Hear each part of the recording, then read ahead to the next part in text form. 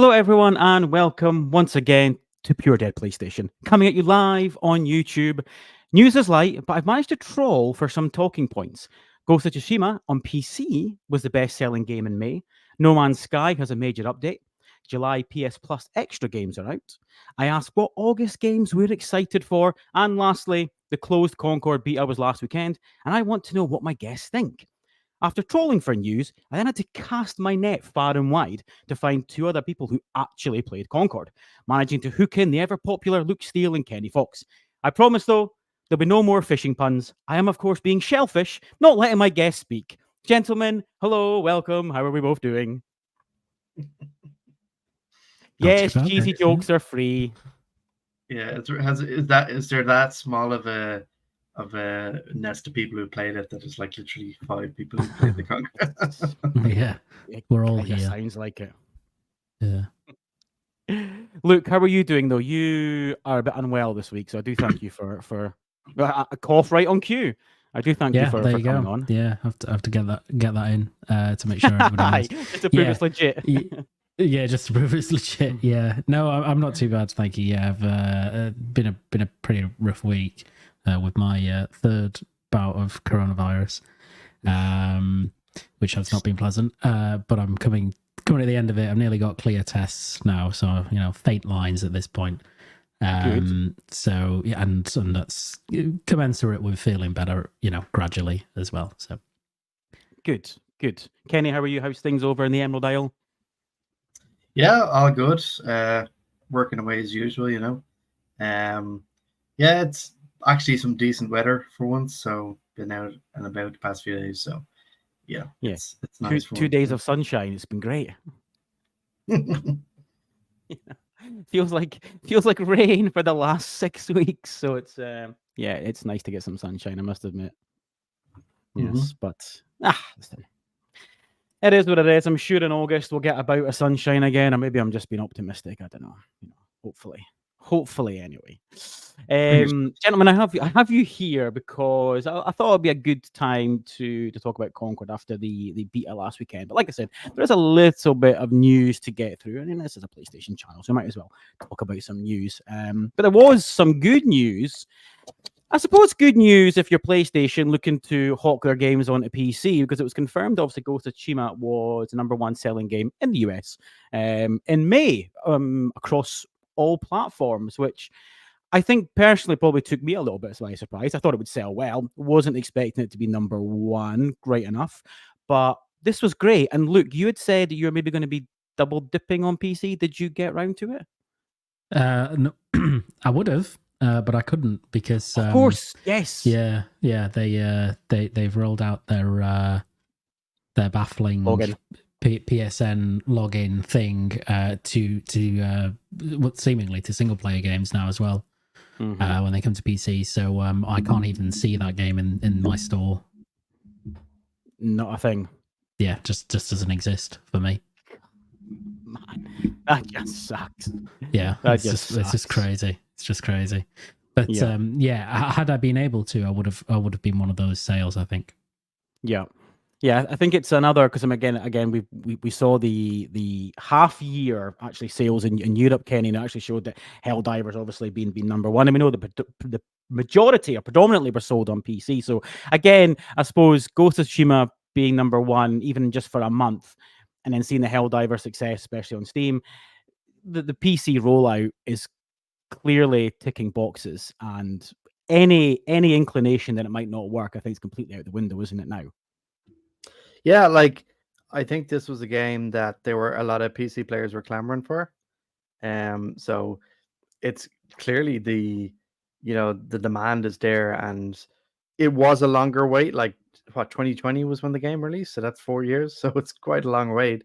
But like it's an excellent game, and the ultra wide support, all that glorious stuff, and all those specs you can and lovely settings you can have with PC. I'm not surprised it's done so well. It's a gorgeous looking game, great game to play, but it's gonna look, if you have a really nice high-end PC, it's gonna look fantastic. So no surprise. But as you said, like we have seen with other games, they've done kind of good on PC, you know, like maybe 1 million sales, God of War and stuff, but like to see this topping the charts, and obviously Helldivers is like a phenomenon, so it's it's good to see, and not really surprising because it's one that I think even there's a lot of people I know who maybe are into Xbox or, you know, and Ghost of Tsushima is like that game that they're like, no, that's the one I really that really appeals to me. So yeah, I'm not surprised it's done so well.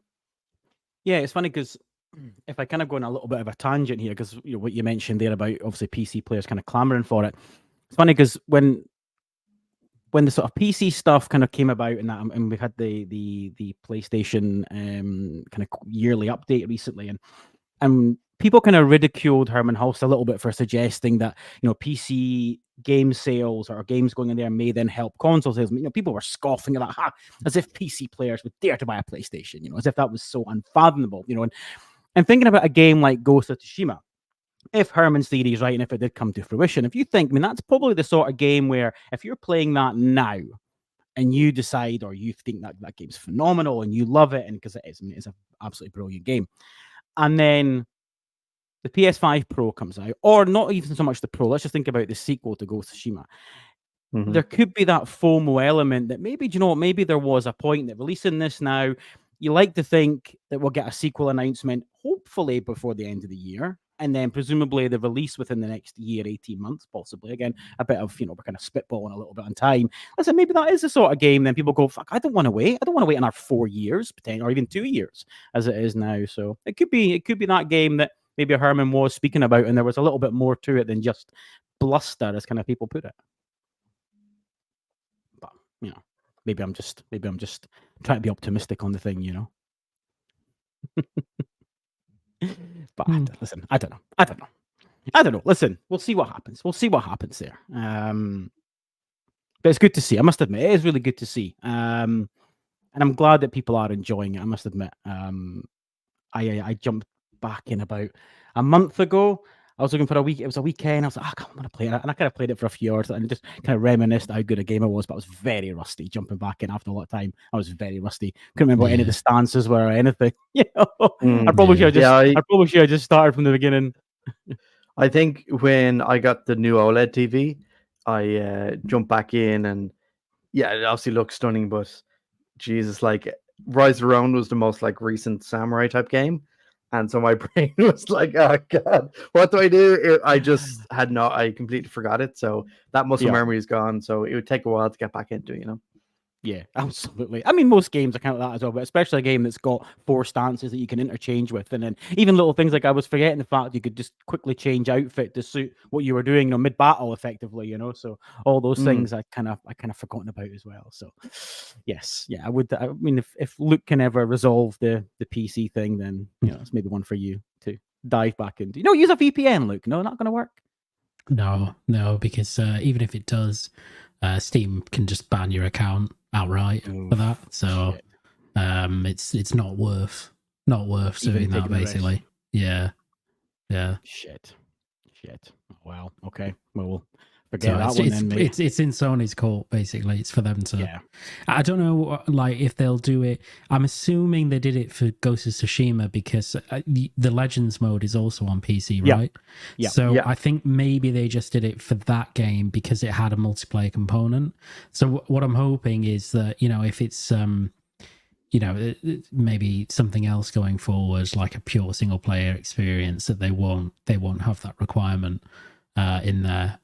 So at least I can get access to those games. But yeah, I think if it's got any multiplayer element, they'll definitely introduce that on Steam. And that's just, you know, I think the only way that this gets resolved longer term is if they bring their own launcher to PC, and at which point then they'll probably open it up to every region. But yeah, not anytime soon. I wouldn't have thought that's even. No, I think that's quite a bit away. No, indeed. Either of you No Man's Sky fans? Not like, I remember when it came out and I was like very excited for it, but I just never got around to it. I think I played it. Was it on Game Pass or PS Plus? And I played it for a bit. At that point, it was just like too far gone that I was like, this is like too big. It's cool, like it is really cool, but You know, and also, you know, Sean Murray got to support some Irish developers and all that stuff. So it was, I think, just even witnessing that comeback story, and like that, it kind of was one of the first games that really did that huge turnaround where, you know, people thought they were fleeced after, you know, buying No Man's Sky and saying this is not at all what they said it would be. And to see that small team kind of commit to what they were doing and just go from strength to strength, and even to have that new game, what's it called, something fire, what's it again? Light my fire? No, Light no fire. Light no fire, I think is the Yeah. one. So, you know, it's really impressive. Like even the stuff you're showing now is pretty crazy. Like to think where it came from, it didn't look as good as this. So to kind of see the next gen element of it, it's quite a story. Even look at the big hello behind Sean Murray in the video. Goes to show how big, you know, yeah. I mean, obviously, I mean, awards as well, you know. Yeah, I mean, So it fair is. play to them, but you know, we're not really, I think. No, I mean, I love the game. I must admit, I jump in now and again and just do little bits more. And something, I mean, it's one of these games you forget. Oh, yeah, I built a base there, and how do I find that again? But yeah, I mean, it's an incredible turnaround. I never played it at launch. I wasn't interested when it first came out. It wasn't until I think when they did the PS5 upgrade, actually, is when I then jumped in. But obviously, you know, Sean had been kind of tweeting things out and hinting things over the last few days, and everyone was like, "What's going on? Is this related to Light My Fire, or you know, or you know, whatever?" No one kind of knew what was going on, and of course, they then dropped this this massive update. I think it's 5.0 actually. The official update is, and I mean the list of stuff. I mean, it's called obviously World Part 1. Speculation is Part 2 going to be linked to their new game. I saw a really good speculation that they might do something like, you'll potentially say like the first 100 people that find a certain planet will then be linked to the new game, and you'll maybe get the new game for free, which is quite a cool idea if they did something like that. Is that kind of where Part 2 is linked? But they've got a big thing called Bug Hunt. They've got new worlds, they've got new flora, new fauna, a new weather and cloud system, upgraded visuals, which you're seeing on the screen now is superb, especially obviously they're going for a sort of high def water. New enhancements like solar ships and overall engine enhancements as well. So they've once again, you know, put a lot into this for a free update again, you know. And I saw that Sean Murray had tweeted out this great meme when it was like a picture of him, and it was like showing like, you know, new update, and there was someone on the ground going, "Sean, I have money," you know, like we'll give you some money. Exactly. And he's like, "Oh, yeah, I know. We'll pay for it." Exactly. Yeah. Yeah, I know. We'll give you a $5 if you want, you know. But you know, it really is a phenomenal game. I must admit, people really need to check it out. It's one of these games as well that, see, if you just want something to chill, like say you've had a bad week where you just want something to chill and just play, you totally get lost in it, you know. I still haven't played it in VR. That's what I really want to experience, the VR mode, because I know you know everyone that's played it in VR is just waxed lyrical about it. So I do feel as I'm missing a little bit there. So can you play this new update in VR? I'm assuming so. There's no suggestion you can't, because the VR game and the main game kind of run simultaneously. So I imagine it's fully compatible. What about you, Luke? Did you ever play No Man's Sky? Yeah, I bought it on launch actually, and I played it for about 6 or 7 hours, and then I quickly realised it was not, you know, as advertised. It's a very cool experience, like that first experience of flying from, you know, the surface of a planet into space was really amazing. But in general, it was very bare bones and, you know, not quite as they'd advertised. So I stopped there, and I really never went back at all. But I've followed it ever since then, and every time they do one of these updates, I'm like, maybe I'll jump back in, because just the amount of stuff that they've introduced is absolutely insane. Like, for such a small studio to introduce all of this stuff for free, is bonkers. Like, it's absolutely bonkers. And I thought they'd stop pretty 16 soon. major updates, I think it is now. Yeah. It's not just small like quality of life stuff. It's like things that fundamentally change the game, and introduce complete new features. And there's so much to do in the game now. I mean, the core of the game experience is somewhat the same as it was at launch, but just way more breadth and depth of that. So I think at some point I will maybe go back to it just to have a play around. I might try it in VR as well, because I do think that would be really cool. Yeah, absolutely. Yeah. No, I mean, you definitely. I mean, obviously, I get that 6 hours at launch. I don't think anyone was happy. Yeah, but I really can't recommend it highly enough. It's just just getting lost in it and just going and exploring and just finding new things. It really is so engaging. Even just little things like, if you happen to if you like base building mechanics, like, you can go nuts in this as well. I'm like I actually jumped in it last night quickly just to do the update and just to check on my farm and stuff that I had built, on my solar farm and stuff. It's really fucking cool. They have added so much to it. So fair play to them. I think, to be honest with you, I'm assuming that their thinking behind keeping free updates is probably with a new game coming up. Let's just keep as much goodwill going so that we can release a full game, full price, and they'll run off that goodwill. And I think people will then be more inclined to purchase their game, knowing that they've managed to save face and turn this game around. So yeah. What was the price again for the original No Man's Sky? Was it like the 40 kind of, or was it full? I think it was like 50 anyway. I think it was a full 50, like 60. I think it was. I remember, actually. Yeah, I assume Light No Fire then probably be the same. Yeah, price, 60, probably 70 quid. Yeah, probably. Yeah. I don't see any reason why it won't be. Yeah, I mean, it does look incredible. Yeah, exactly. So it's kind of crazy that, as you said, they've been updating this so much, and on the side they've had this whole other what do they call it? Like a kind of one world game where you're all in this one world, and it's like an Earth. So yeah, they're kind of doing crazy stuff over there with, like, they're not like an Activision studio, they're not like huge resources to independent studios. So kudos to them for how far they've come. Yeah, I mean, I don't know. I mean, I wonder how they're still being funded like these years down the line with free updates all the time. Because I mean, it's not like you see the game on sales charts, and it's been on PS Plus and Xbox Game Pass, a few times. Do you know what I mean? It's not as if that there's regular income coming in. So they must have good investment that believe in the next game they're making. Then I'm guessing. So fair play. I think as well they sold a lot of copies at launch. Like they did really big sales at launch, based on obviously the hype around it. So that probably sustained them for a very long time, and they're only very small as well, which is going to help. I think they're like 13, 15 developers. It's something ridiculous like that. Is it as low as that? Jesus. Like it's pretty tiny. They probably got bigger now, obviously, but at the time it was.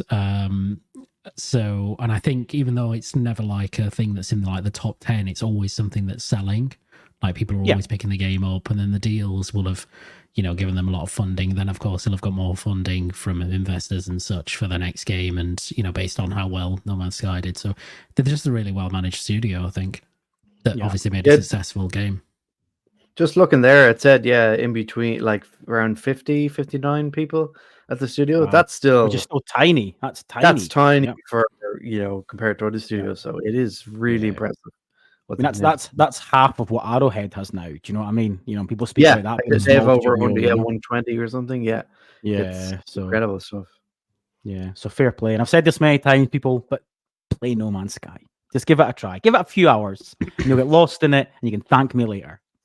Good. All right, listen. July's PS Plus games are now out. Obviously, when we last time recorded, we missed the announcement. So if you have the extra and premium tier, you can get Remnant 2, Crisis Core, Mountain Blade 2, Bannerlord, the Jackbox Party Pack 9. You have to try that. Pathfinder, No More Heroes 3, Deadcraft, and Steep. in the classics catalog, many people probably listening to this could do with Job Simulator, Summoner, Ratchet and Clank Size Matter, something that my missus doesn't say very often, and Jeanne d'Arc, which is an original PSP tactical JRPG, which I am convinced I have played, but I cannot remember, and it's doing my nut in. I say this in their Discord. I have played that game. I know I have, but recall nothing about it. So I'll definitely be adding that and downloading that at some point. So again, not meaning to say this because I got called out for saying this all the time. Another great month. Oh my god, like this is becoming a pattern now. But did any of you guys see my tweet that I put out? You ever see the PS Plus? See the fucking abuse that this tweet got. Because you said it was like a good month or something. No, I didn't see it. No. Yeah. All I said was that the improvement in PS Plus is great, because it is. You know, the PS Plus in the last 18 months, between that and between 2, 3, 5 years ago, is night and day. That's basically all I suggested. And my God, it's probably one of the biggest tweets I've ever done. And all I got a boost was, oh, it's not as good as Game Pass, and well, it's still a shit month, and this has been on this service. And that's not what I'm saying. Read the fucking tweet. All I'm saying is it's improved, and it bloody has. So listen, this is another good month. Remnant 2, I have kind of wanted to play, so you know, I'll definitely add that. Crisis Core, I've already purchased anyway, but yeah, happy with this again. To be honest with you, there's something there for everyone, I think. Absolutely, yeah. Like it's kind of funny. Like I got Remnant 2. It was like pretty decent price on Amazon. Like, was it earlier this year? And I just bought Crisis Core because I was waiting for the price to drop. So I got Crisis Core on disc like a few weeks ago. So for me, it was a bit like, damn it. But anyway, I suppose I can just, then I won't need to put the disc in. I can just like download them. Another way you can do that if you have a digital copy and disc one, you can just use digital. But yeah, really good months. And like, I just love the way, you know, like even stuff like No More Heroes, like the way you're getting 2 No More Hero games in there, where it's like, you know, if you're not familiar with the series, you're like, oh yeah, here, you know, here's a bit of flavor of what you can expect. So yeah, and I think they're definitely improving with the premium titles as well. Like obviously having PS2 titles is huge. Like Sly Cooper was really good one, and so if they can keep, you know, every now and again like having classic PS2 games, I think it's just it kind of, it's one of those things where like, sure, there's no like banger game. Like I think Crisis Core is a really good game, but like there's no huge game. They're like, oh my god, you know, GTA level or Red Dead or something. But like they're just slowly keep adding to the collection, and I think extra's great value now, and I think premium is starting to become more of a value now with the library they kind of created. So over time, I think it's just grown from strength to strength. So yeah, really, I downloaded them yesterday, most of the stuff. So excited to get stuck in. Yeah, I think you're right about premium. It's you're starting to see the improvements now with a few more PS2 stuff, and obviously again having Jeanne d'Arc from, you know, a PSP game on there, because I mean that was one of the criticisms people had, the fact that, oh well, they've only got, you know, a few classics, and you know, I made the argument. I said, well, how many do you need at once? Like, how much time do you have that you need all these classics at once, along with the other games that you're playing? Why do you need a dump of 100 games? Why is 2 or 3 a month not enough? Like, how much time do you have for classic games all the time? So yeah, I've no issue with that at all. Drip feeding games every month and only having 1 or 2, that's more than adequate. None of us are short of stuff to play at all at this moment in time. So yeah, like you know, I mentioned Jeanne d'Arc. I don't know when I'm going to get around to playing that. You know, I'm sitting here saying on my ivory tower, yeah, I'm gonna add that, I'm gonna download it, but yeah, when am I playing it? So I think people do need to calm down a little bit. Don't get me wrong, I still feel as though you're right. Extra is by far the best value for money if you have no interest in any kind of classic game at all. But yeah, no, I think, to be honest, extras. Like Donny, I think a lot of people kind of almost like this. They talk about, oh, where's all these classic games, and they don't play them. Like it's like this kind of, no, I wouldn't say virtue signaling, but it's kind of like this. Oh, do you not? What about this classic game? And oh, if they just brought back this game, and then when it came out, or you know, if they don't have the service, they probably don't even buy it. It's like you see it a lot of the time, people pining for these classic games, a classic series, And then if it does come out, they're kind of like, oh, well, I'm playing something else at the moment, so I can't get to it. So I wouldn't read too much into that. I think a lot of people are just kind of trying to come off as this, connoisseur of games. Yeah, and the thing is that I said this before with a lot of games. It's like these games are good in your memory for the time, but I always remember when they re-released GoldenEye last year. Everyone's like, "Yeah, GoldenEye," and they played it. Like, "Fuck, this is shit!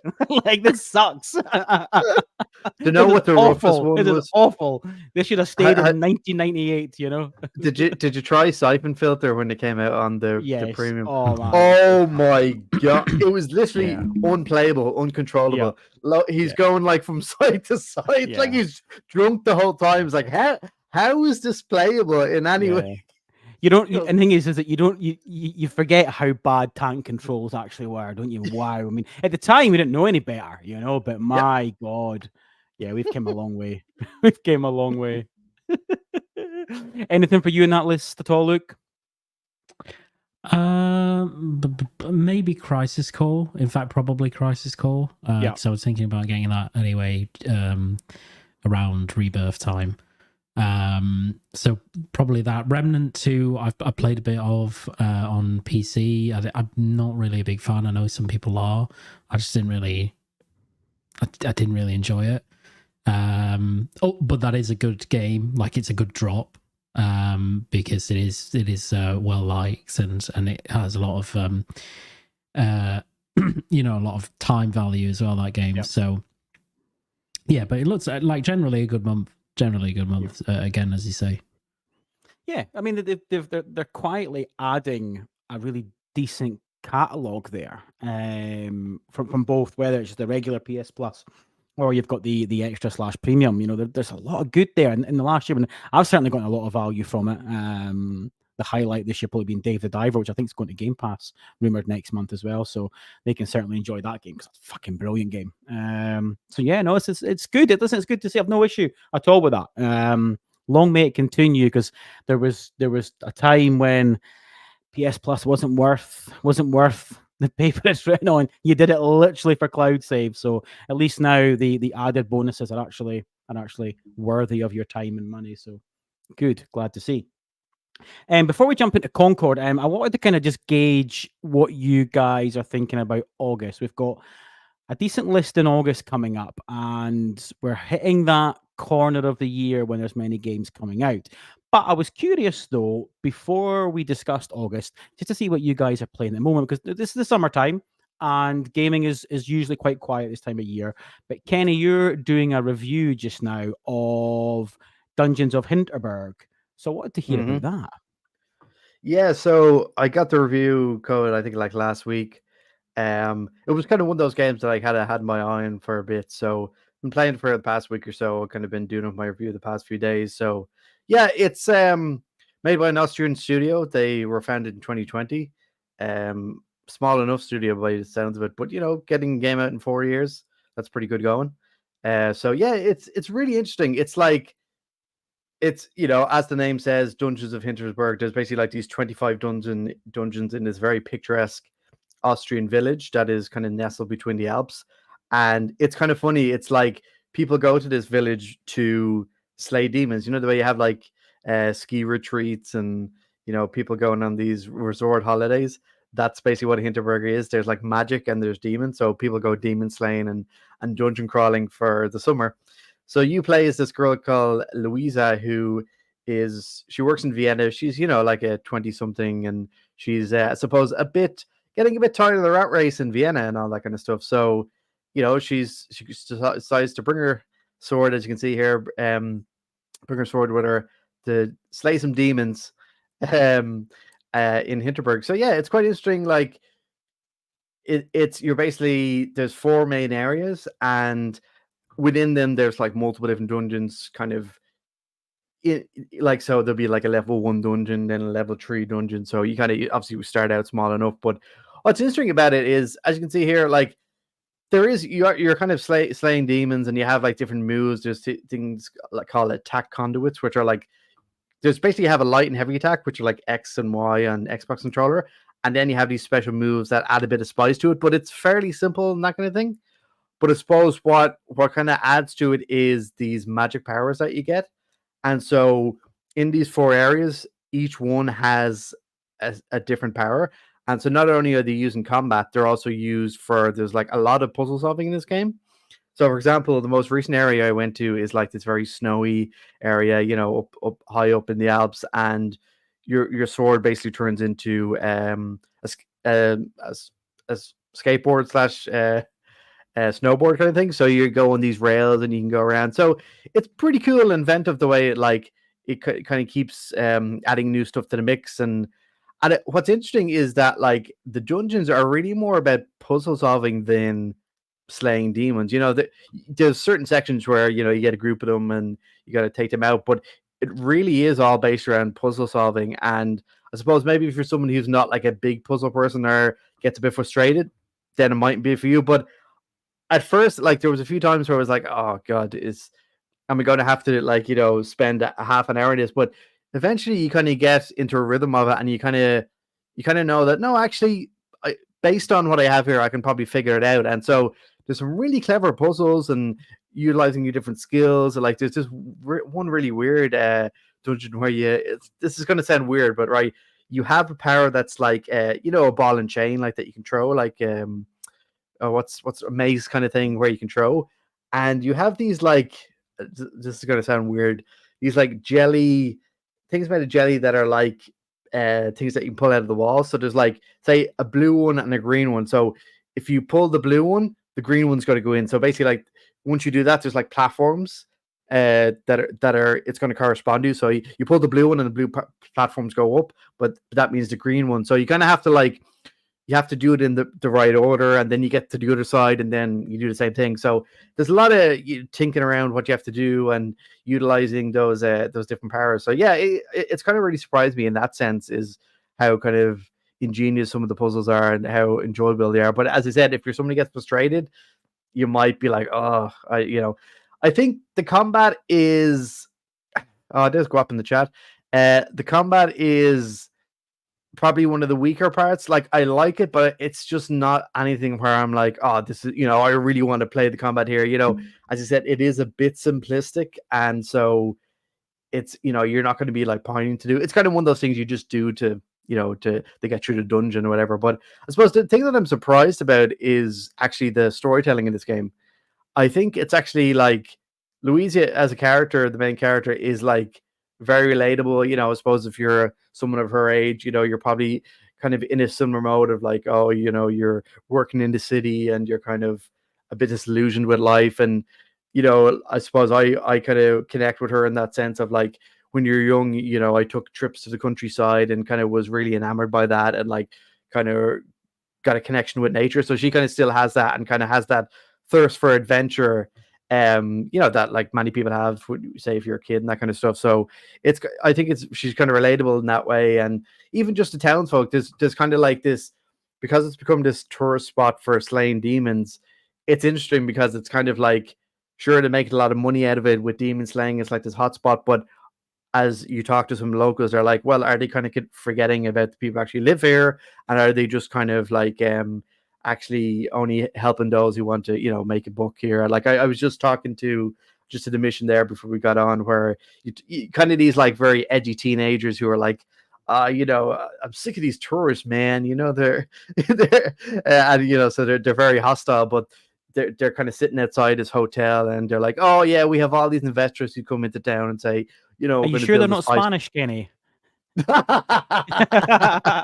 Oh my God, it's Spanish student season over here in Ireland, so I know what you mean. But so, you know, they're local local kids, and so they're talking about this development that was meant to happen, and obviously the investor pulled out. So, you know, it's kind of a lot of these false promises that the people here in Hinterberg, and so, you know, they obviously like having the tourism, but there's kind of double-edged sword. So I like that element to it, that you're actually, it's not just, you know, slaying demons and that's it. You're kind of getting a bit of a sense of what the locals think and what this area is really like beyond the demon slaying. So yeah, I think the combat is probably the bit that takes it down a bit. So I'd probably, if I'm scoring it, maybe 7 out of 10, I'd probably give it. And I think with the reviews today, that's kind of what it's kind of it's kind of scoring, 3 out of 5, 7, that kind of stuff. So it's it's tough because there's so many awesome games out at the moment. So it's kind of like, why would I play this one? But if you're looking for something a bit different and some cool dungeon slaying or dungeon crawling and that kind of stuff, I definitely recommend it. Yeah, I mean, to be fair, visually, I like what I see. You kind of lost me at puzzles. I'm on those people. Yeah. If I get a puzzle in a game, I try it once. Yeah. If I look at it and go, listen, that wasn't that bad, I was just being an idiot, I'll try it twice. Then I'm YouTubing it. Every single game known to me. I give a puzzle two things. Here's the problem with being a reviewer. There's no YouTube video I can look at. Yeah, you're on your own. So that's what I'm saying. Thankfully, there was a few moments where like, oh god, what if I'm just stuck here and like I can't progress past the first few hours? Thankfully, I thought it out and was able to do it. But yeah, there was a few moments that got a bit hairy there. It's like, God, I need a guide. What do I do? Yeah, you're like, shit. Yeah, the exactly. Downside of being in there first, isn't it? Exactly. Yeah. But obviously, I was just gonna say, it's probably if you're playing it now when it comes out, there is going to be guides. So if you do get stuck, that'll help you anyway. So, but go ahead. Yeah, I guess. Say, Luke, what about you? In between the Rona and obviously your busy work schedule, you had a much chance to play recently? Not really. No, I think the only things I've been playing have been I went back to Elden Ring, having put in like I'd say about 35 hours, like when it originally launched, and then I got stuck somewhere. I can't remember where. As you do. And then I put it down and I just never came back. Like just other things, started coming into being played, and then it was too daunting then to go back. It's really hard to go back into a game like that where you just left somewhere, especially in that kind of world, and then actually have to pick it up. But I thought when Shadow of the Erdtree came out, I thought I'll go back into it. And so I played about another 10 or 15 hours more. I picked it up quite quickly. I ramped through multiple bosses, like had a really good run of getting through lots of bosses quite quickly. So I think I'm only, in terms of main bosses, I'm only maybe 3 or 4 from the end now. So I played that, and then I think the only other thing that I played was Still Wakes the Deep, which came out on Game Pass. So I've played and finished that. That was a couple of weeks ago now. Did you enjoy that? It was pretty good. Yeah, it was. It's like a real 7 out of 10 game. I would say. Like it's there's some really strong points. Voice acting in particular is very strong. Everything else is a bit sort of, it's decent. Like it's good, but it wasn't quite the level I was hoping it was going to be. But I did enjoy. Like I don't regret playing it. Yeah. No, I mean it's funny because most of the guys that I know play that were kind of, I would say positive would be the word. I don't think anyone said, oh, it's a phenomenal game, but we're pretty positive. But then when you look online, it's like anything, isn't it? People always moan online, don't they? You kind of saw more negativity towards it. But listen, you thought it was a 7 out of 10. Nothing wrong with that, especially for a game like that. Do you know what I mean? It's pretty respectable. What I've been playing and can't stop playing is First Ascendant. It is so good. Like I'm over 100 hours now. I'm 105 hours I've put into this game already. It is so good. And see, when I see these review scores, especially Push Square 3 out of 10, I just want to strangle whoever did it. It's so good. What did IGN give it? Like 5 out of 10? 5 out of 6, I think, which in itself is low. Do you know what I mean? But to give, for Push Square to give it a 3 out of 10, you give broken games a 3 out of 10. Like, it's nonsense. And I've said this, and I'll say it on here as well. For me, there's absolute bias going on because of who the developer and publisher, I should say, and because of the monetization. There's absolute bias going on because Nexon don't exactly have a great rep out there, because the game is so damn good in terms of a gameplay loop and the content they've got, and they're only just starting. That's the thing. A new patch went out tonight, and what I actually like is that they put a patch out today, not a content update, a little patch, a little update, and they're actually listening to feedback. and they've tweaked something to offer a little bit more drop rate on the shard. So I won't obviously bother you with what that means, but they're actually listening, so they actually care as well, which is pretty good. And like they could have just gone, no, that's our model, that's the drop rate, take it or leave it. But they've gone, well, yeah, okay, fair enough. We take that on board. So, and they've also done a couple of performance fixes as well tonight, and I jumped on for a little hour afterwards just to see, and it's a hell of a lot better, because in places it kind of didn't run great initially. It was 95% there. The performance issues weren't actually all that bad, but it just seems to be pretty solid now. So. Still loving it, still enjoying it. I'm missing playing it. You know, I put 80 hours into Infinite Wealth just before this drop, so I'm kind of missing that a little bit. But every time I go and put the PlayStation on, I'm like, I just want to play First Descendant again. I just want to try and, like, tonight again, when I jumped on for that hour, I was missing one piece to unlock a new Descendant, a new character, and I've been grinding this bit, and I couldn't get it to drop. It's got a 20% drop rate, because it tells you on there. It's really good. It tells you what the drop rates are, and it wouldn't drop. And then tonight, it did drop. I got that one bit that I needed for this new character that I can then craft. And it's just that dopamine hit, isn't it? I finally, I fucking got it, you know? That's the thing. And that's what it does. It gives you that dopamine hit that you got the drop, you know? So really enjoying it. And I'm sure I'll continue to play. It's just what I've been looking for. I've been saying that I've been looking for a live service shooter game that was third person. In my head, I envisaged it to be more real, like you know when there was the announcement that the Division was getting a free to play live service game.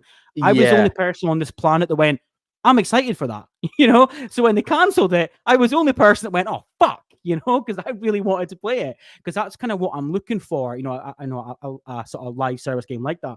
But First Descendant at the moment is definitely filling that void, I must admit, and I'm surprised how much I'm enjoying it. I've been playing First Descendant as well. So you kept that quiet, Kenny. Yeah. You kept that quiet, you sneaky devil. So the guys that I'm in spaces with, Grop is one of the guys in the chat. When it came out, just because we're all friends on PSN, there was a lot of us playing. So, you know, someone would do a mission, we'd jump in, and like I do like it. I think it's really easy to get into, which I like. You just kind of, you know, I picked Ajax or Ajax, whatever, you know. Yeah. I think he looks cool. And, you know, I think I do really like the gunplay. I think the DualSense features are quite nice. I really like the haptic feedback. It's actually, I was surprised how good it was. And like the sniper feels like different to kind of assault rifle. So it's really, really fun to play in that sense. Like, I think I can kind of see the criticisms where like it is a very generic game. Like, and I think it's one of those things where like if you're okay with that, then you're gonna have a blast, because that's what it's doing, you know. As you said, there's loads of content there, and the really cool thing is the way you can just kind of say you're in like Kingston, for example, one of these areas.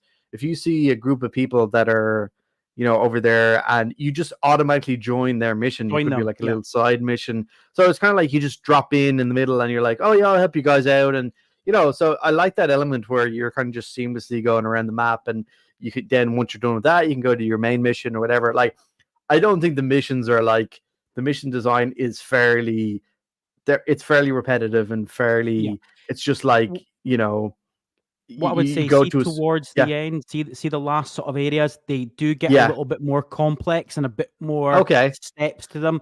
I think it's almost like the first sort of 5-6 areas are really just a tutorial, and then it kind of kicks in, because they do get to be fair, they're still the same idea.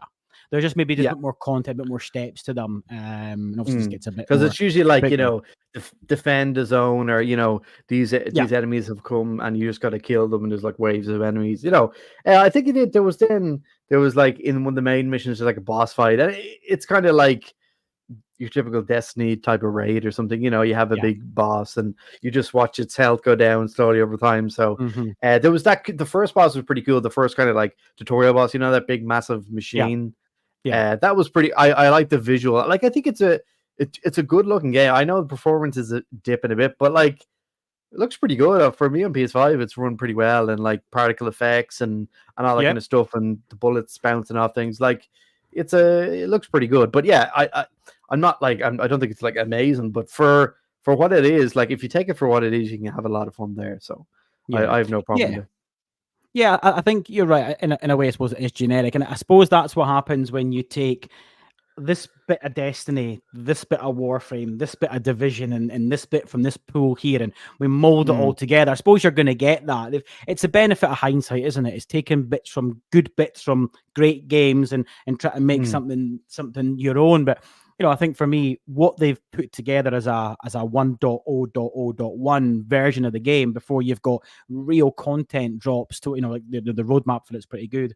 Yeah, I must admit, I'm really impressed. But what's obviously going to go against it is what kind of the next kind of talking point is that there's a lot of games coming out on this next quarter, particularly in August. So it's kind of, Chris, don't think's in the chat you'd have spoke by now, so I'm going to take credit for this and ask you guys. It's his idea, but I'm taking credit for it. Ask you guys, listen, we're almost at August now. What games you're looking forward to? There's a few big hitters coming out. So, listen, Luke, we've not spoke to you for a while. What's kind of? I've got I've noted a list here. I've got Star Wars Bounty Hunter, Pepper Grinder, Volgar the Viking 2, Cat Quest 3, Madden NFL 25, Black Myth Wukong, obviously, Dustborn, Enotria, The Last Song, Concord, which we'll come on to, Gundam Breaker 4, Visions of Mana, and of course the big one at the end of the month, Star Wars Outlaws. So yeah, listen, anything there for you, or any games kind of wanted to single out? Yeah, I think probably the main one there is probably Black Myth. I think that's probably the main one for most people out of that. Outlaws as well. I'm looking forward to that. I got Ubisoft Plus, so I'll be buying it. Of course. So I'll play it on that. But yeah, I think probably Black Myth Wukong's the main one there. It's still surprising to me that it's actually coming, within a few weeks. I just really, when I saw that game I remember seeing that game for the first time, and I thought, this is just pure vaporware. Like this is not gonna come out. Never seen the light of day. Yeah, it's not gonna come out. It's not gonna, or if it does, it's not gonna look like this. It's like blah blah blah. And then I remember I think it was towards the start of the year, just suddenly one day a load of hands-on impressions went up. People were invited, like IGN did it, and I was like, oh shit, this is real. This is real. And it really looks this good. I was like, okay, I can get like excited about this now. So yeah, I think it looks phenomenal. They've just done they've got a big tie-in with Nvidia going on at the minute to showcase the game. They just showed off some of the benchmarks for the Path Trace version on PC, which is an absolute beast. So I'm looking forward just as much to the spectacle of it as the gameplay. And I just think the kind of enemy design and the combat design in that game is really different. It's obviously Chinese mythology, so it's something we rarely get a look at in games. And the combat, being based around the stick, whatever that's called, is just sign. like super. Yeah, it's the combat stick. Staff is just staff. I think staff. That's it. Yeah, staff.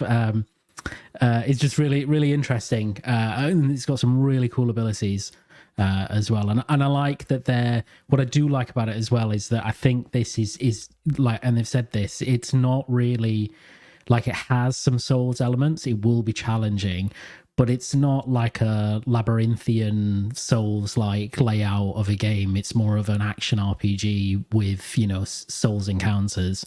And there is difficulty options, isn't there, Luke? I think so. Yeah, I think I saw that on one of them. Yeah. So I'm really into that actually, because I don't think everything has to be like that when you're doing a Souls. Like, I think it's nice to have something that's just, you just go through an environment, there are some enemies, and it's a relatively straight path, and then maybe a few deviations, and then you get to the end of it, there's a boss fight. Like, it's a bit more of a classical kind of game design trope, and I'm looking forward to that. So that one is a big one, and I'll be picking that up. And then Outlaws, like, big Star Wars fan. I like, this isn't going to be like a You're not a Star Wars fan, are you, Luke? No, not at all. As he looks to the background. Yeah. Just ignore that. Like, I don't think it's going to be like a game of the year game or anything like that, but I think it will be just an enjoyable experience, particularly if you like Star Wars. So, and I think people have been waiting on a bounty hunter game for you know, a long, not a bounty hunter, like a smuggler type experience for a long time. So, and I have as well. So, yeah, again, the spectacle of that game, I think, will be an enjoyable part of it, even if the gameplay is not anything new. So those two. Did you, or this is a question to both of you, did you watch the IGN preview stuff that dropped yesterday, the 10-minute video? No, I didn't see that. I watched a bit of it, yeah, and I know what you're going to say, because it looked a bit shit, didn't it? Like a bit. Yeah, I didn't think it looked shit. I saw it looked well. Yeah. There's a couple of problems with that game, and I don't understand why they keep doing this. They keep showing it, first of all, in like a cinematic widescreen, so like effectively an ultra wide or similar, which obviously when you're looking at it at a normal display, it just looks weird. And they've said that that's optional. Thankfully, they've said you can turn that off in the game, which is great. But first of all, I don't understand why they keep doing that. And secondly, the other thing I noticed about the video yesterday is, unfortunately, it's through IGN's video player, and it's just like the bit rate on that. It's just appalling. Like any footage that they put out, unless they upload separately to YouTube in like some kind of direct feed footage, just looks awful. So it didn't look great, and it looked a bit unpolished, and some of that is not the IGN stuff. Like some of that is, I thought the explosions were a bit poor, like in that like the effects of explosions were kind of weird. But I feel like it's one of those games. I mean, I know from the footage that was released prior to this, you know, when people went hands on at Summer Game Fest, and there was a load of B-roll footage, like native footage, that looked really impressive. And it looked in keeping with, you know, the first showing of the game and all that kind of stuff. But that footage from IGN did not do the game any favors at all, whether that's an old build or... I think part of it is also because it's in Tatooine. And Tatooine's just like... It's just a desert planet. So there's not exactly a lot of interesting fauna, foliage. You know, it's like a visually arresting place as such. So maybe that's part of why it didn't look great. But yeah, I mean, this widescreen shit that they're doing is just really, really annoying me, because I just wish they'd turn this off. Yeah. It's not Hellblade 2, so I don't know why they're doing it. Yeah, I thought people have been maybe a little bit harsh. I think it was a bit harsh. Yeah. I think was it Tom Henderson he was really critical, and of course he's kind of a big voice on Twitter now, isn't he? And I thought, listen, make no mistake, this is Watch Dogs Star Wars, right? We get that. Everything about it is basically Watch Dogs. It's almost like they've taken the game and just put a new skin on it. So I get that, but I like Watch Dogs. You know, I'm one of those few people that does. So I'm still not put off, I must admit. Don't get me wrong, I might just wait till the embargo before I commit to a pre-order, because let's be honest, you know, I go to bat for Ubisoft all the time, as you know. But I'm still acutely aware that I could pre-order it and then a month later and get it half price. So if the reviews maybe aren't where they are or where I think they could be, then maybe I do wait a little bit. Like I said, you know, we say this all the time. We're not short of games at the moment. We don't have to be in day one. And I made that resolution this year that I wasn't just going to buy every game day one just for the sake of it. You know, if I want to play it and it's right up there, then yeah. And I'm still adamant I'm going to buy this on launch, because I don't think it's yesterday was as bad as people made out. I think you made a great point about the bit rate. It's horrendous. So I think visually, IGN did this no favors yesterday. I don't know. This is the problem when you give people like IGN it, because IGN's the biggest coverage, but they did no favors. There'll be a few more previews coming out over the next week. I know Detective Siege has been on this before. He'll have his up at some point. He can't tell me anything about it or anything, so he's been very good, the bastard. So there is more previews coming. So hopefully they'll maybe do a little bit more justice than what IGN did. Yes. Kenny, what about you? Yeah, so in terms of the month, fully enough, I have Pepper Grinder on Steam Deck. It's a cool little game where you basically like you're kind of use a drill to think of it like a platform in that way, where you're drilling through the earth to kind of you're collecting these coins and stuff or whatever. So that's cool. That's a cool little game. Cat Quest 3 isn't this the was it like the Pirates of the Caribbean type thing, but it's like there's obviously a cat pun. I can't Peruvian or what's it again? Yeah, but Cat Quest is insanely popular. I didn't actually realize how popular these games are. People So absolutely love them. the only reason I played it because they're pretty easy platinums. So I platinumed the first one, and it's a fun little game. Like, you know, it's your standard kind of, as you said, there's cat puns galore, and you just typical kind of hack and slash type thing. So I got the second one because I haven't platinumed that, but you know, it's probably going to be easy enough. Madden, I haven't played a Madden in like 2-3 years. I used to be really into it because I'm big into the NFL, but I couldn't give a Are shit you about getting Madden. are you getting the college version then? Because obviously that. Yeah, NCAA. massively Yeah. popular. So yeah, like it's interesting because I suppose I don't really have any like lineage with that. Like I remember the games, but like I'm not as big into college football as it would be NFL, but it kind of looks better than Madden. So I think down the line I probably will get it, and because I'm a devil for, you know, kind of career modes, or like, you know, kind of franchise mode where Same. you have your college and you want to build it up and you know, turn into an A1 kind of thing. So yeah, I probably won't be getting Madden.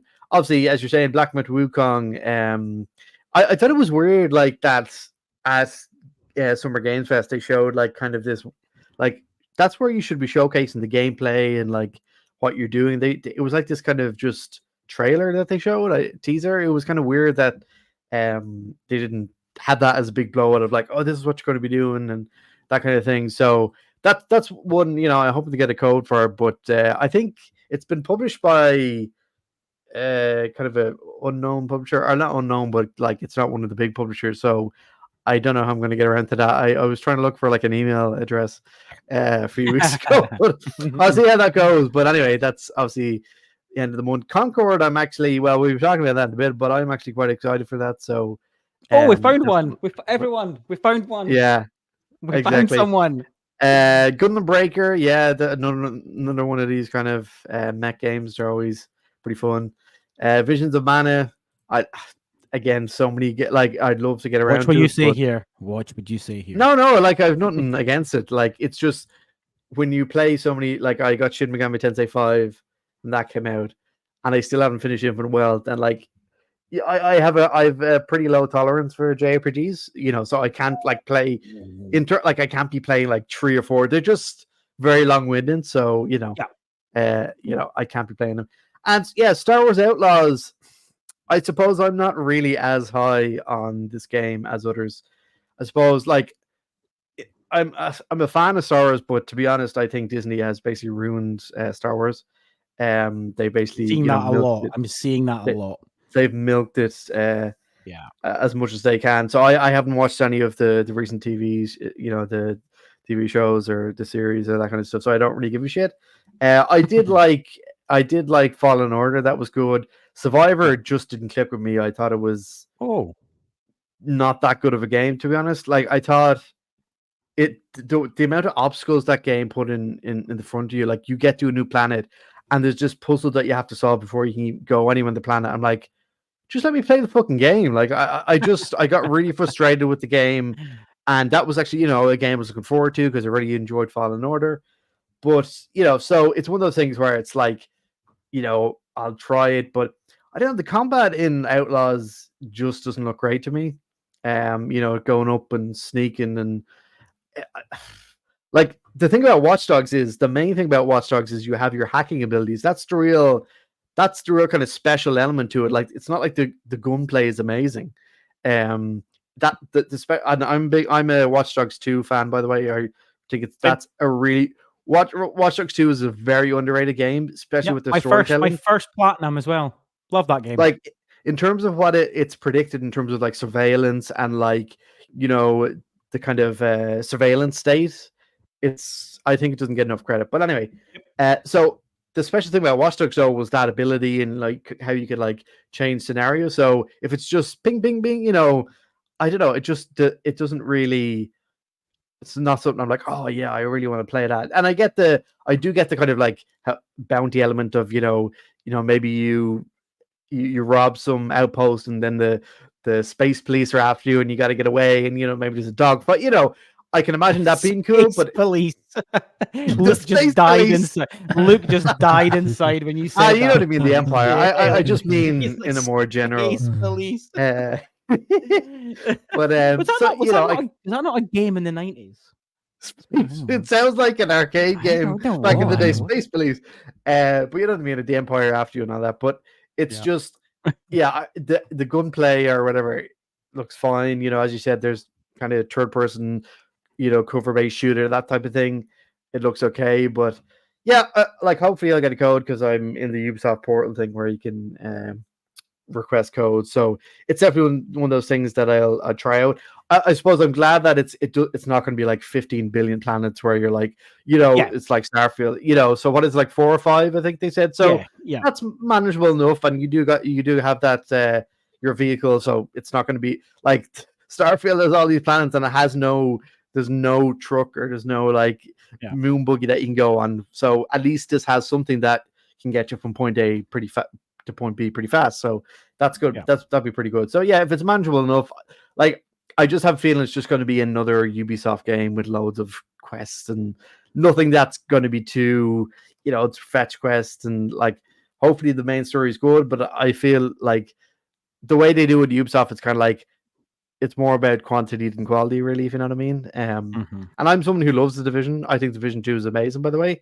And I think the story is awesome and all. And so I don't know. I just feel though they might just go for kind of having tons of little side quests and stuff. So I hope it's not overwhelming in that sense.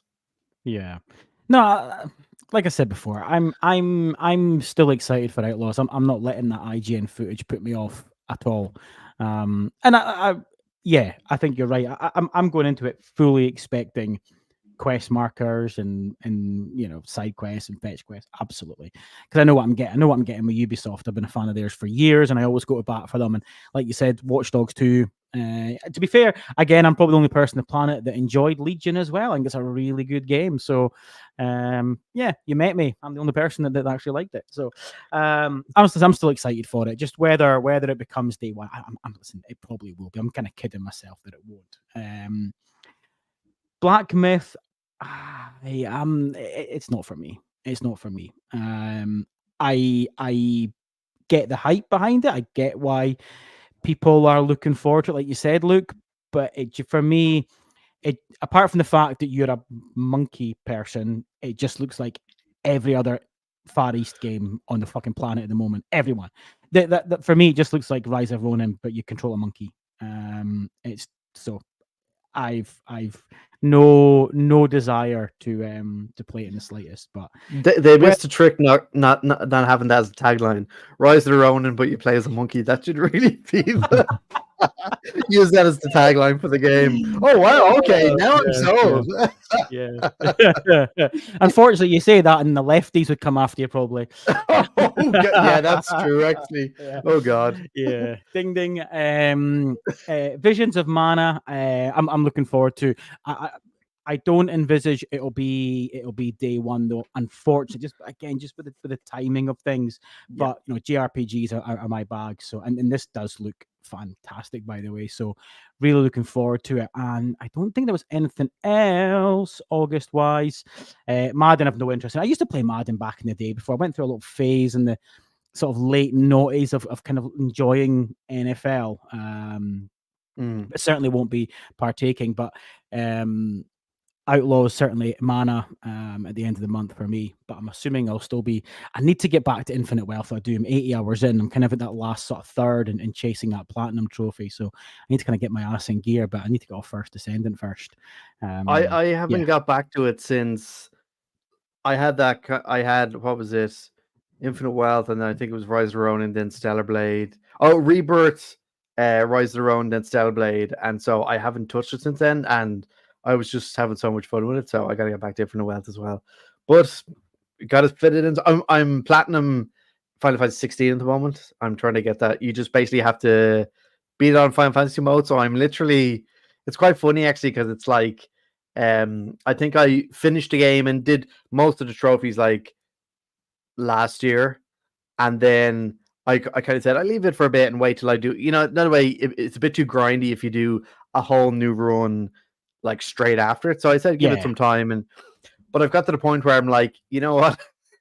I'm just gonna skip through the cutscenes. So it's very funny because it's like, Clive and Jill come into a room, or whatever, and they confront someone, and I just skip it, and then all of a sudden, like I was doing this one where you're on the Iron Kingdoms, where there's just like these priests who are praying, and you confront them, and all of a sudden this guy is like the big flame there, and he's like, I was like, oh shit, yeah, Yeah. There's a I bit of forgot about that context. 10-minute cutscene. Yeah. Yeah, there's a bit of context that I didn't get there, but anyway, but I suppose it's not my first run, but it's kind of funny the way you just go straight to this big boss fight, and like shit, stuff really escalating pretty quickly there. Yeah. But yeah, so yeah, good. Okay, listen. You guys let's take the played. band-aid off. Here we go. Here we go. Okay, Concord, right?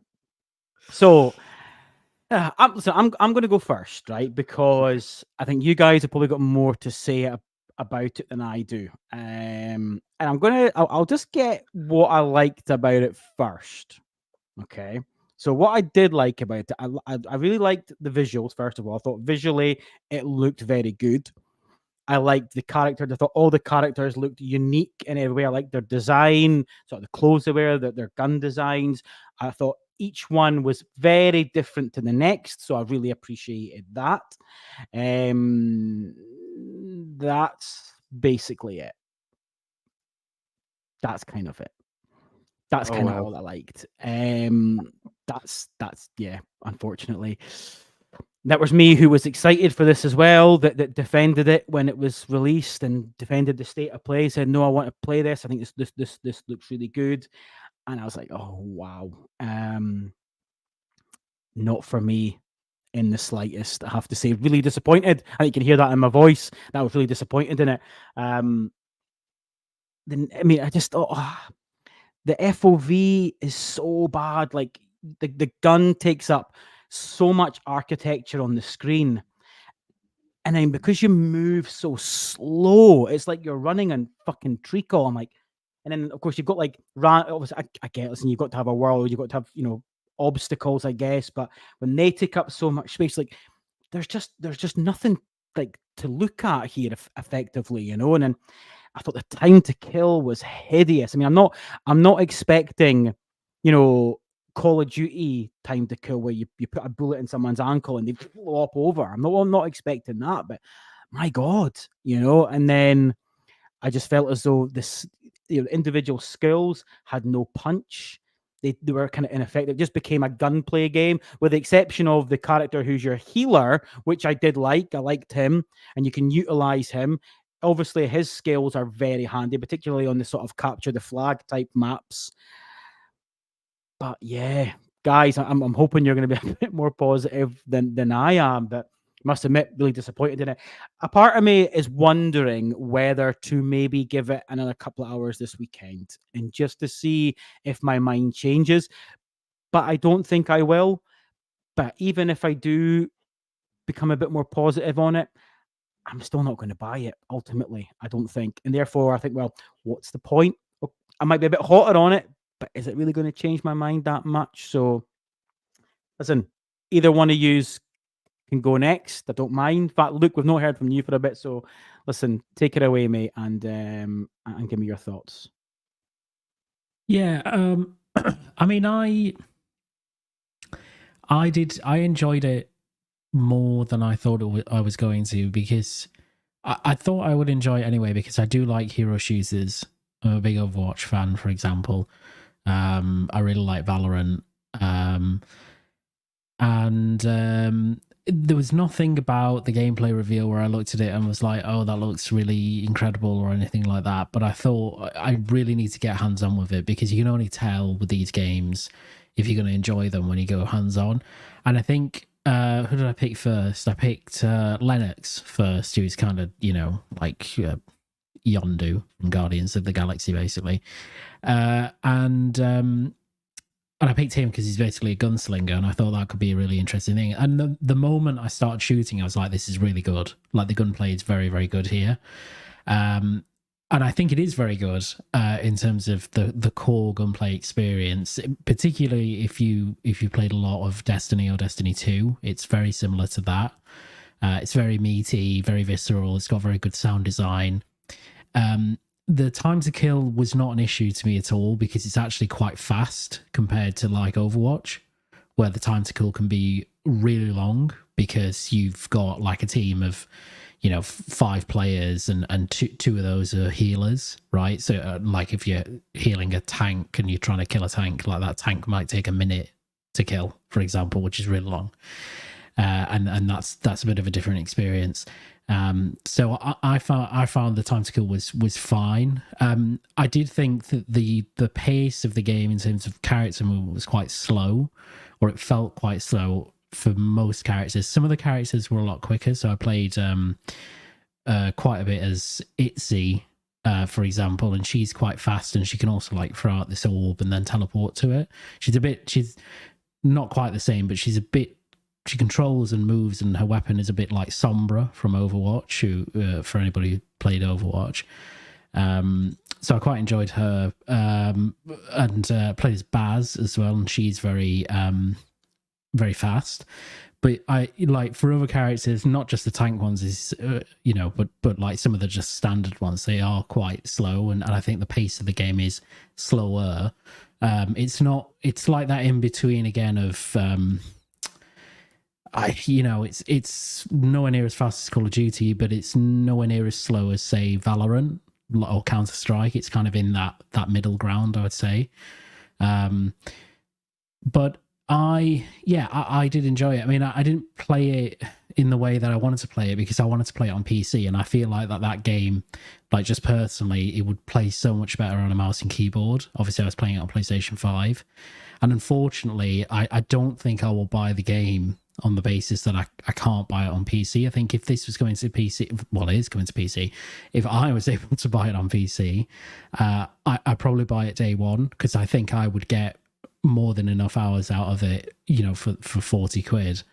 But having to play it, or having to work around playing it on a controller, I'm just not a big fan of that. And I think the bigger issue I found with it, even though I did enjoy it, is that it felt very I don't know how quite to describe it.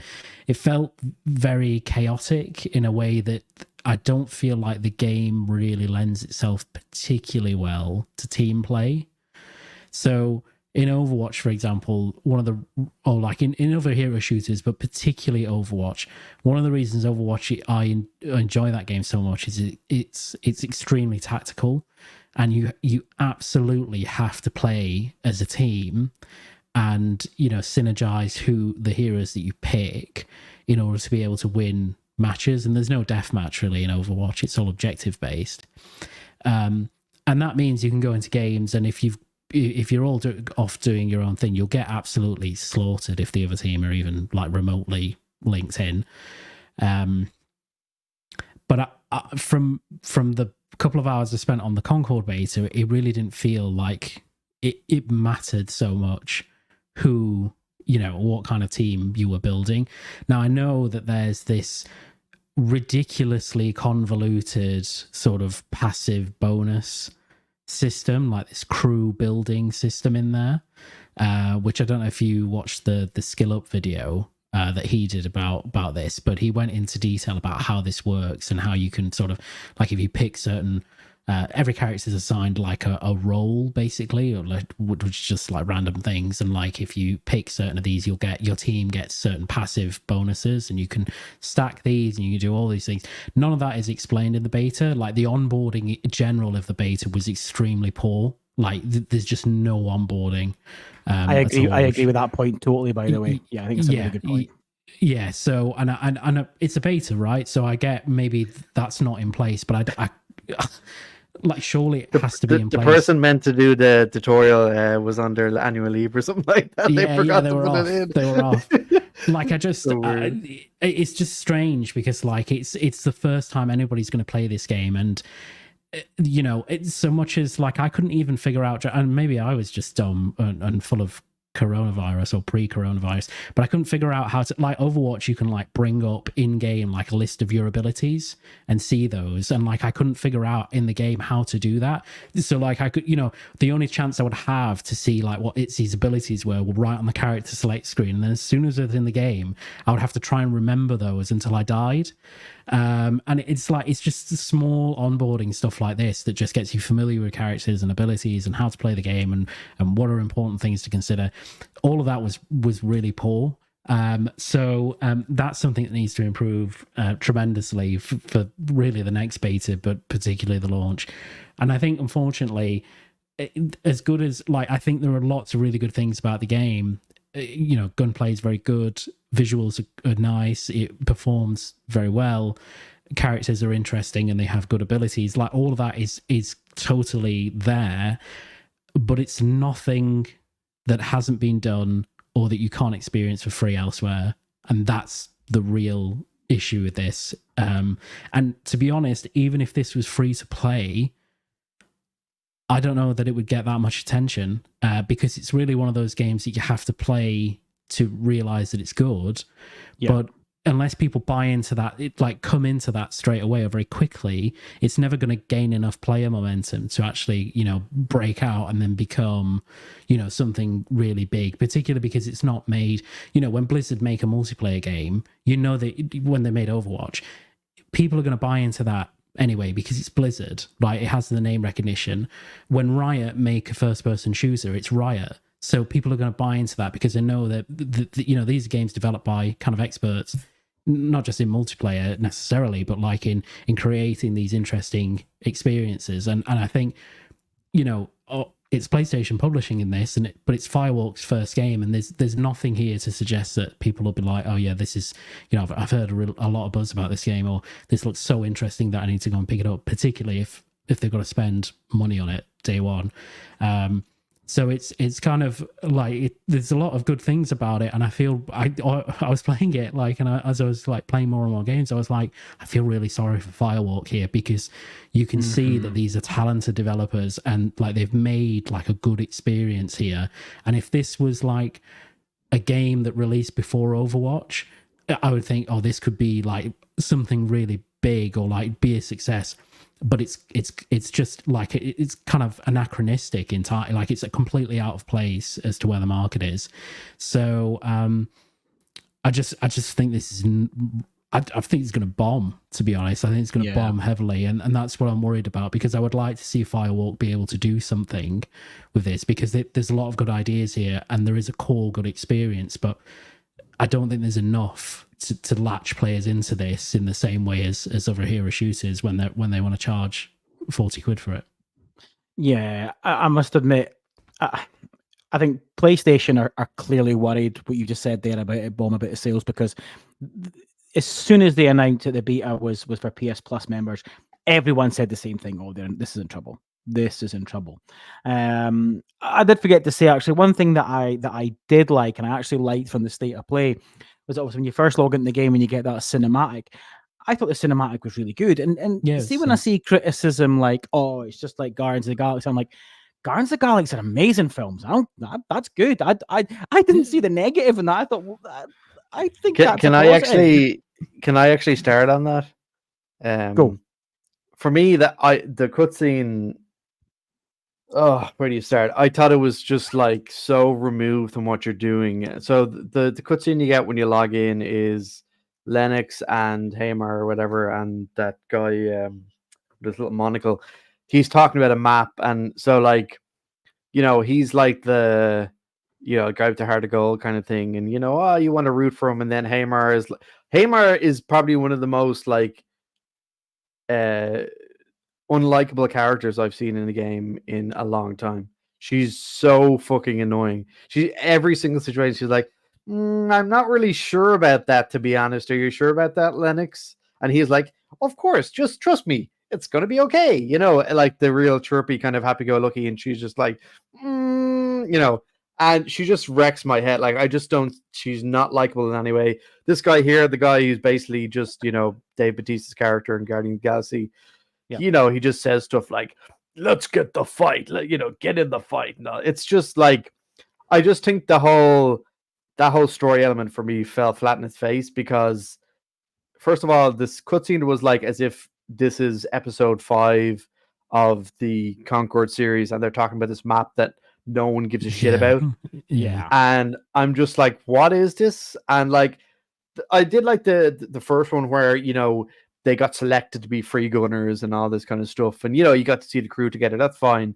But when it was like I just think the implementation for me feels so like it's just not connected to the game. Like, for example, what also doesn't, I know it's not too big of a thing for like a multiplayer game like this, but when you think about it, like, you're this crew of free gunners, but then you just face off against people who also pick the exact same free gunners. So like, you're Lennox killing Lennox, and it just doesn't make sense, because like, I think maybe it would make sense if it was split up into 2 different groups of free runners that you could pick. So like in Call of Duty, your character is either goodies and bodies or whatever idea. Eastern Bloc, or the Western kind, like, because then there's like, not that you need like attention, but then there's at least this idea of, we're this free gunner group and they're the outlaws or whatever, so at least you have that kind of tension. But you're just basically, everyone's kind of like, for the most part, playing as same character. So she's like, oh, him again. Anyway, I just thought he started that. I just thought that was very weak, and just the characters, I didn't laugh once at all in the whole any of the cutscene. Like, if it's meant to be funny, like, this isn't Guardians of the Galaxy writing. It's not on that level. It's just, again, Hamar, I don't know what they're trying to do with her, trying to make her like a badass. She just comes off as so fucking annoying obnoxious. to me. Yeah, incredibly obnoxious. But yeah, so getting to the actual game then itself. So I suppose, similar to Luke, I'm a fan of Overwatch as well. And funny enough, though, I got into it in Overwatch 2 because I was like, $70 for a shooter? Hell no. And so Overwatch 2 was what I got into it. And my favorite character is Moira in Overwatch 2, the Irish scientist. She's like really overpowered because she can heal, but she can also like cause a lot of damage. And I kind of like the healing character. So then I suppose it's no coincidence that I end up playing as Jablani the most. The guy, he's that he. So I didn't know. Again, the onboarding is so bad.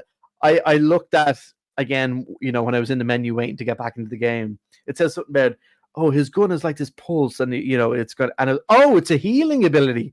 I didn't realize that, because I was just like throwing shit, like, it's going to do damage, and then it's L1, and I then when you actually aim it at your teammates, it actually, and again, the onboarding is so bad that I'm like, oh shit, that's what it is. It's not a damage, it's not like a bomb or something. You're actually healing your teammates. So I was like, okay, that's good at least. But again, you're just kind of in the dark and like, let's see how this goes, kind of thing. But I do like the gunplay and like the time to kill and all that. I don't mind it, because like, I suppose as someone who's played Halo Infinite, it's not Halo level where it's like, there's the armor and then you got to get their health down. It's not that long. For me, I think it's kind of a nice middle ground between something like Halo Infinite and Call of Duty. It's kind of, it's like, I like the tension of like, you can see his health going down. If I just get another shot, they put the smoke in the, there was a nice tension for me of like, it wasn't too quick that like, oh, well, he's dead and that was easy. It always, there was those moments where you're like, they make that move and that maneuver where you're just about to get their health down. So I liked it in that sense. I thought the guns were good. Like, seems to be a lot of variety. I think the tank characters are incredibly overpowered. Like, really, like the robot guy is like fucking, he's unbeatable. Like, he get it, like, especially in this area, that in the footage, I was playing a team deathmatch or whatever, and like he came in there and he just wrecked like 3 of us, and it's because, again, it took so long for his health to go down, and so I think they need to fix that. It's not TTK hitting again, yes, isn't it? Exactly, yeah. So it's like, but it seems to be for those type of characters, for the tank characters, But yeah, as I said, like I played a bit of Haymar. I think once or twice. It's kind of a weird ability that she has like a little slingshot. I wouldn't have thought of myself for a shooter, but anyway. Yeah, there's the guy that Yeah. I use. Here you go. Same. Really cool. I didn't mind him. Yeah, really cool gun. I Like hate the and gun. Like I'm just look how much space it takes up on the screen. There's yeah, no you're need. There's no you're complete. need for that much Yeah, space. they're gonna have to have an FOV slider or like Yeah, I tweak. can't believe there's I not like one this on guy there. as well. What is his name? Zoe or something? And he had kind of Tio. like an assault rifle. Yeah, Tio. Yeah. So Yeah. he was kind of like a standard kind of, you know, Yeah, it was a nice enough rifle, and I did like the different stuff that you could block different enemies and, you know, different traps that you could set up. Like most of the time I shot them, so, you know, it was easy enough to disable them. But I like that there was a bit of strategy in terms of the teamwork element. Like I thought that was pretty necessary in this game. I definitely think Overwatch, you're right, like it's way more tactical, but like you basically, if like the amount of times where 2 or 3 people, like I just happened to you know, run into 2 or 3 people and I got wrecked by myself. Like it's more, it's not so much teamwork, but if you're all in one area together, you're going to do much better than if it's like 2 groups of 2 and then one, you know, it's basically like a safety in numbers kind of thing is really what it is, as opposed to, you know, you have to be really tactical. And obviously I think it's one of those things where people are going to find those strategies of like what's going to be best to use, because I do like the smoke in this game, that like you actually can't see through the smoke. Like a lot, like it's actually quite thick, and you're like, oh shit, I actually, you know, so you kind of have to back it, because another way in Call of Duty sometimes you just run through it and it's not much of an effect. So I did like that. So yeah, I played around with Lennox and stuff, and so I like there's a nice mix of different characters, but like overall, I think it's a good game. It's a fun game to play, and I suppose I got about 5-6 hours, so I'm glad that it's kind of back on now. So I kind of haven't come to a consensus, if that makes sense. You know, obviously, if you're not into hero shooters, then this isn't it. You know, isn't really it. But if you're kind of looking for a kind of multiplayer shooter with enough variety there, you know, I think it's a pretty good game. I just wonder though, as you said with the pre-orders and stuff, like I wonder will they do a kind of varied approach with price where, okay, you can get it for 40 euro or pounds or whatever, but there's the PS Plus edition where you get like 4 heroes and a couple of modes just to get you in there. So it's free on PS Plus, and then, you know, if you want all, because there does seem like there's going to be a lot of content here if you pay 40 euros. So what do you think about that?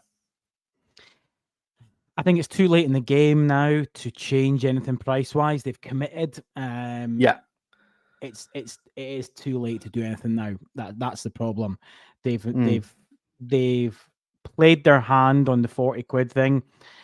I slightly disagree with Luke in that if it was free to play, that it would be game over. I think free to play would be the only thing that would probably save it, because you would get a very wide cast the net again. There's my fishing puns again. Casting the net, and the more people that you cast, the more likely people will stay. So I do think the free to play model would have been a lot more successful. Not saying it would have been. Sorry, I shouldn't have said more successful. That's I've used the right word there. Yeah, chance of it being anyway.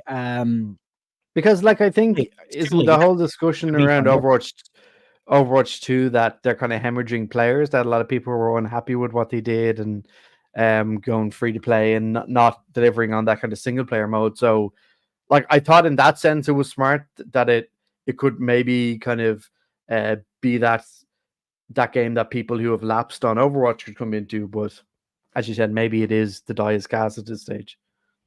Yeah, I mean, looking at Twitter and people that I follow and some that I didn't, in comments that I came across, is that I think I'm probably in the minority. I'm probably a lot more negative than most. I think more people agreed with the two reviews. The difference is that I only recall one person saying they were buying it, and that's a worry.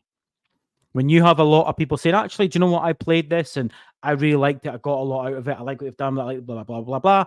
And then they turn around and say, but I'm not buying it. Oh, granted, the sample size is small, but it doesn't bode well. Do you know what I mean? I mean, are you, Kenny, are you going to buy it?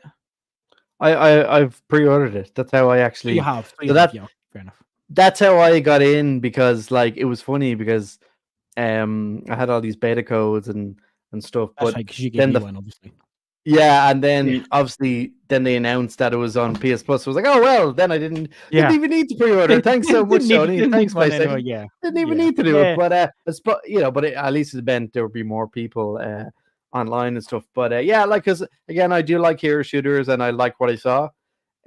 So I've, like, again, $40, I think it's fine for what's there. So I don't have any regrets. Like, I'm not like, oh, because as you said, I think it runs well, plays well, and that kind of thing. So Yeah. but obviously, yeah, I hope it doesn't come out and it's like no one's playing it, because then it'd be a bit of a waste of money if it just dies after a month.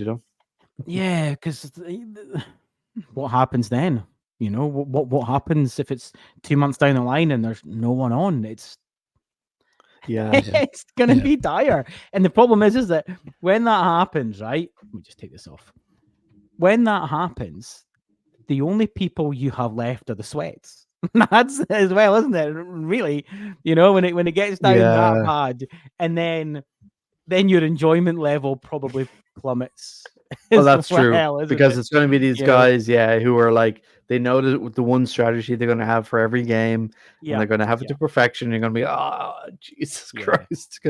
Yeah, you're right. One guy that did see that, he said that him and their friends, they played a good few hours, and they cumulatively got a little strategy going, and they were saying that we were unbeatable. No one could get near us. They had one guy doing that, and then so they just worked out this kind of perfect, granted beta formula of using a healer and using this, and it was just like no one could get near them, and so they were enjoying themselves. But once again, they weren't buying. One of the issues I think of the beta was the balance. Like, the balance was just not good, and that would be fine, except the game is launching next month.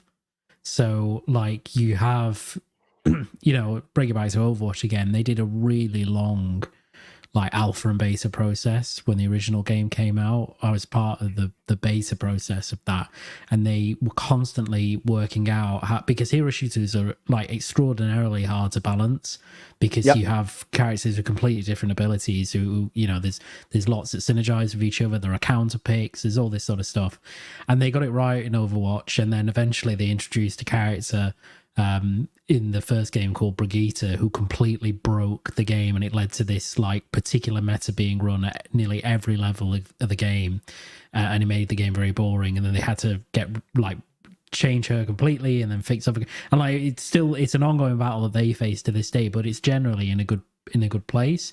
And it's okay in Overwatch because it is so team led. So even if you don't pick maybe the right characters, if you work well as a team and you synergize, you can get over not having like the best meta team or whatever. But on this, it seemed like there were some characters in particular. Baz was one of them, and probably the big tank, I can't remember what he's called, the vacuumy one. Like they already seemed like if you had those, they were really really strong, like really strong, to the point where you couldn't really counterpick them unless you were running the same characters basically.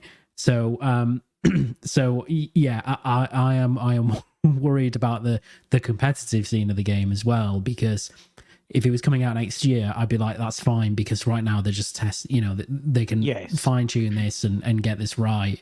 But it's going to be a shit show day one potentially, because like the balance is all over the place. And as you say, I've seen a couple of strategies from people where they went on like 15 match winning streaks because they were just like, we just picked this team and probably we did this. The same person I was speaking to. To be honest with you, it probably was me. And look, that's probably only for like maybe one game mode or two game modes. It might differ for other game modes, but it will probably cut across most of the game modes in the game, so that is quite worrying. Yeah. I mean, you're right about the balancing thing, because I'm just trying to think. That coming across that tank guy, and my God, you were just firing bullets in, and it was just, you weren't getting anywhere. It was almost, it was like, when you play a shooter and you come up against someone and you're way under leveled. It was like that. Do you know what I mean? There's no kind of enjoyment there. I mean, obviously the release date. Let me just double check to get it right. Yeah, it's the 23rd. I thought it was the third week. I mean, that's a month. We'll call it a month. That's a month. Can they make balance changes? I mean, you wouldn't think it would be that difficult to, because I'm not going to pretend to understand, but I imagine tweaking things like health, defense, data wouldn't be that difficult. So could they do some? I don't know. I don't know how much time they need.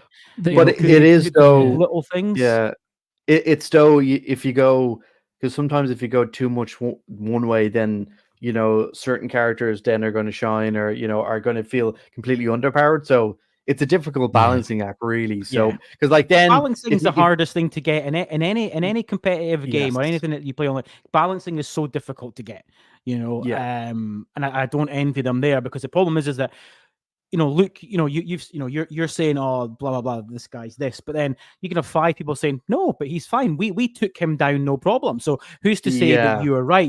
That doesn't help either. I think one of the things that I think the problem is that they can tweak like some of the variables, as you say, fairly easily, like health pools and damage output and all that stuff. Yeah. They can do that. But the problem that they've left themselves with is they don't have enough player data to know who is like X, Y, and Z are completely broken in this game, so we need to tune them back.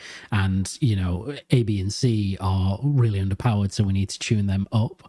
So that's the problem that they've got, which is that they won't have. I don't think they'll have enough data by the end of these beta sessions to be able to say, okay, and actually they might not have enough player contribution in terms of like people playing to be feedback to be able to say these are the characters that need to be worked on, and this is the kind of prevailing meta in the beta, and do we like that, or do we want to change that, and do we want to do X, Y, and Z, so, and even if they do, as you say, the things that they can do are the basic variable stuff, but sometimes, as like games like Overwatch have shown, what you actually need to do to really rebalance the game is like change the move set of a character. You need to change their abilities and stuff, and like that takes months to be able to change an ability and get it to animate it and get it to work in a game, and all of that. So that's the real problem that I think they'll run into. I think you're right.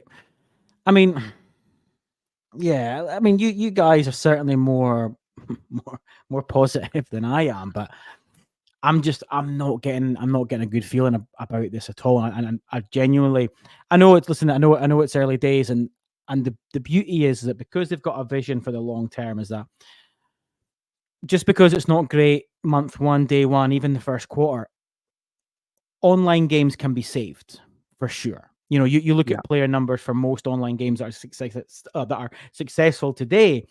The numbers obviously have increased, and certainly, they didn't just start at the top. I know House of Helldivers 2 maybe been an exception, but I'm just trying to put a positive spin on it, that it might not be dead from day 1. It might not be. I'm just trying to be a bit more positive. I don't want to fucking beat it down all the time, but I just genuinely don't. I genuinely don't know. The saving grace, the saving grace could be Christmas time with the sales, and they stick this thing. They could then make it then free to play, or they put it down to $10. Then you pick it up over Christmas. That could be, because they can't discount this game within the first 2 months. They can't. They have to stick with the price point. Otherwise, you piss off everyone like yourself, Kenny, that's bought it. But Christmas time is a different thing. Everything goes in the sale at Christmas. And maybe that's the lifeblood. Maybe they've made improvements in that 3 months afterwards. They then drop a sale and they get a hook, and I don't know. Yeah, I think just what I'm kind of thinking of with Concord is like another way when people were talking about like PlayStation's live service strategy, that they kind of, likened it to throwing, darts at a dartboard. Like, is it maybe that just Concord is one of those games that is just potentially like is there? Helldivers is the hit. Helldivers is the thing that took off that Sony didn't even expect to take off Helldivers 2. But maybe Concord is just that game that's like here for a few months, and maybe sadly fireworks closed down or whatever. But maybe that's that's the risk you take when you're doing this live service game push. Like, and especially what it looks like has been pared down a lot from what Sony had initially. Like a few years ago under Jim Ryan, they were going for a huge push with live service games. 10 to so- 12, yeah. Yeah, And 10 to I 12, always said and- then, only one of those games, 2 at best, will survive and Yeah. be successful. But that's all you need. That's the beauty about live service Yeah. games, is they're a fucking cash cow. You only need 1 or Yeah. 2. Yeah. Yeah. I think Yeah, I think it was Ryan, or it might have been Hulse that did say that that that they were realistic and that they didn't expect every live service game to be a massive hit or to be mega successful, because it was just an unrealistic expectation. The only thing that I'd say, which ties into the point you make, Kenny, is that was at a time where they had a lot more service games in development, and now the slate has been, halved effectively. Essentially, yeah. So and I wouldn't, like I said earlier when I was talking about the game initially, I think the thing that worries me is I don't think if this game is not successful at all and it's a flop, I don't think Firewalk should be like put out to pasture because of that, because there's clearly a very talented studio there, like the brand new studio, and they made a product of actually very high quality in many respects, very polished.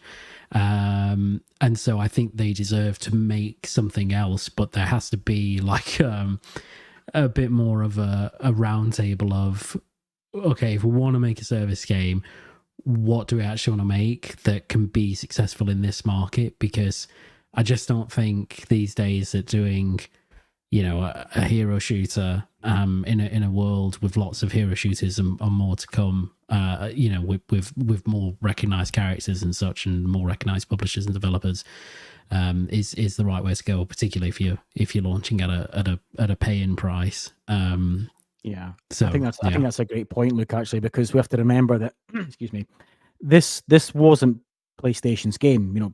Firewalk were making this game. PlayStation then obviously bought the studio. Obviously there was initial investment, but this was their game. This was their brainchild. This wasn't a sit around, presumably with Sony. They went, yeah, you make this now. This all happened. Then they bought into it in the same way they did with Jade Raymond's Fair Games. Haven. Fair Games. Yeah, Haven with Fair Games. So hopefully there's no casualties over this, because you're right, because the studio is full of talent, and I think you've made a good point. This there's no doubt this is a very polished game. That's the thing I gave it credit for. It's a very polished game. This is not some sort of ugly, buggy. It's just the choices that they've put into the game. It's definitely not like let's ship it and fix it when 3 months down the line. It's definitely a really competent game that you can play and have fun. And I didn't really have any server issues or that kind of stuff, thankfully. That's because there was no one in it to fucking have server issues. You and 12 people. Sorry.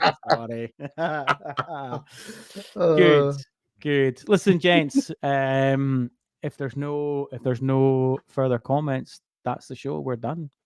We are done. If you'd all concorded out.